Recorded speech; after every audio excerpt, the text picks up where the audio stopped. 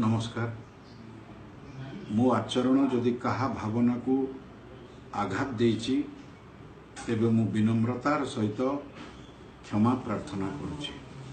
किंतु एभली पागलामी एभली भयंकर मूर्खामी मु करी नाही।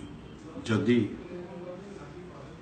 दर्शके लोके जो मानक मु चलती ठाकुर सदृश भावे सेमानंकु जदि आघात देछि सेमाने जदि मो ऊपर को अंडा फोपाड़े बा काली माड़ करेंगे मु नतमस्तक हो ताकू स्वीकार करी एवं निजको सुधारिबा पई साबाड़ करिबा पई प्रयास निश्चय करी।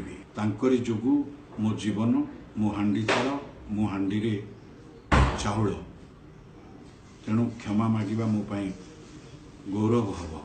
किंतु से अंडा नमस्कार। मो आचरण जदि कहा भावना को आघात दे